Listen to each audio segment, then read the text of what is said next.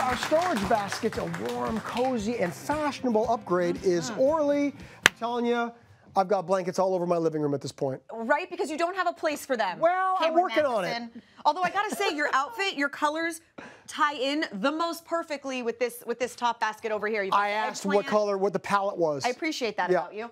Yeah, this is great because it is right around now when we either have firewood or you have lots of blankets that you're pulling out because you want to be cozy and you want to stay warm all the time, and then they just get piled up. So they do. Creating something like this where you can take a basket that you already own and really give it a lot of personality, a lot of color, and more importantly, like a cozy sort of lush vibe to it is great. And this is very easy to do. And everything that's going in it is cozy, so the basket itself should be cozy. All right, so what do we need? We obviously need a basket of some sort. You do. You need a basket, and you want something that's going to be a weave that's not so tight that you can actually get the yarn in and out. So obviously you can see this one here has the holes, so it's much, you know, this is even easier. But if not, when you look for baskets, kind of like touch them and make sure that you see openings that you could get in through the weave. So that's the most important thing. Okay. And then we need yarn. You want to go into your craft closet, and you don't need a lot of yarn, but you do want to make sure that you have a couple different textures and different colors so that it's not all one exact color, specifically for this kind of fringy one that we have on the bottom. Yeah, those are all looking so cozy already. I love it. Right? Now, before we kind of get into some techniques,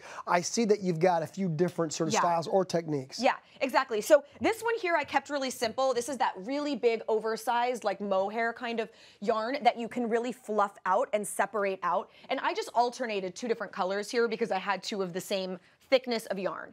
We'll talk about this in a moment, but for this one down here, I wanted something that felt really kind of like artistic, and you see a lot of these at like higher end stores when they've got lots of sort of beads and different jewelry hanging off them, so I thought by doing it with all yarn, it has the same element but soft, and that's the one that I'd love to start with. Okay, let's do that then. Let's start with that.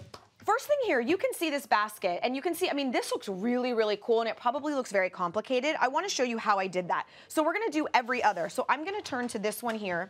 What you want to do is take a piece of yarn and tie it onto a safety pin. And that's what's going to feed in and out, because it's going to keep it really simple. So we're going to start on the bottom. Let's get a little bit of that fuzz out of there. And I'm going to come up and down. Oh, will you actually hold that? I'll hold that for you so I can actually feel like I'm doing something here. Up and down. Now we're going to skip one and come up and go back down.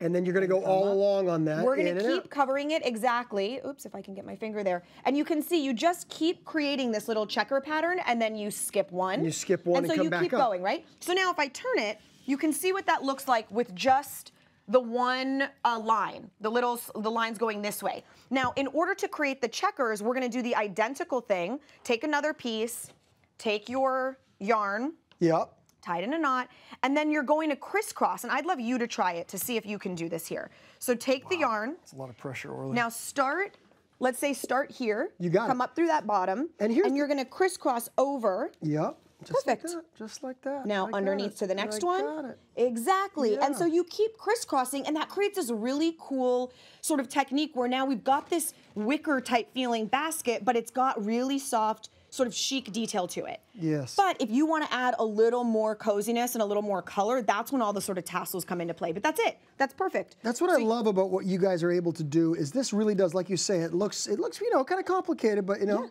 it's here's not. an example that I'm doing it. Yeah. So it's not. And it's fun, right? It's a fun process when it comes together. And you get it. We keep going with that. Exactly.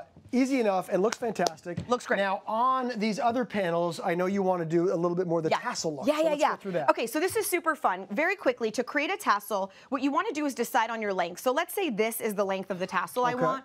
I want to create loops. So see how I'm kind of anchoring it right to the bottom of that one little spot there? This is, that way it's all basically the same length. Now I cut it, and I cut the middle as well. So now if I pull down here and cut, I've got my tassel. So now I take a tiny piece of yarn. That's all there is to it. That's actually all there is to it. It's pretty Except crazy. for tying it in. Yeah. So now you find the center, you tie it. This tie now functions as our actual tie, which is going to you know, connect it to our bag. So you can see I made a bunch of different thicknesses, different styles, different lengths, all laying here. So now what we want to do is, let's take this really long one. Okay. This is longer than I'm going to use, but that's good because you want to be able to trim it after the fact. Okay. Once you see the design of it, not only does trimming it allow you to adjust the shape, but it also lets you like adjust the balance. So you can make sure you kind of have a nice balance. Right, so once it's tied in there, it's not fixed. You can make little changes with the lengths and things like that. And you can make it really even. So look, Yeah, there you go. Perfectly straight, right? You use different textures and now we different just add them colors in. And another thing that you can do, I'd love to come down here, is not just with the tassels. You can see I have a bunch of tassels in here, but I also took yarn and I just glued it in these sort of like spiral details so that I didn't have all the exact same pattern. So you can do that with your yarn too. The thicker blanket yarn, you can get in there and just use hot glue and kind of like go around, braid it, sort of go in all these different patterns. Okay, and then I know also, in case you don't have a wicker with holes in it, you can also glue these using some hot glue. And you've got your other design there, the, what do we call that one? So for this one, we're calling it sort of a loop design, and basically all that you need for that is going to be a crochet hook. And what you would do is you would just stick the crochet hook through and hook your yarn on and pull it into the back. And then put your crochet hook in through the inside, hook the yarn on and pull it. And that allows you to get this sort of in and out technique. And once it's out, kind of fluff it so that they hang over and they have a lot more sort of zhuzhiness to them. Look how cozy and wonderful these look for winter. I mean, the Matheson household is going to be transformed. Thank you so much, Orly. Thank you. Make sure you go hallmarkchannel.com for full instructions, everybody.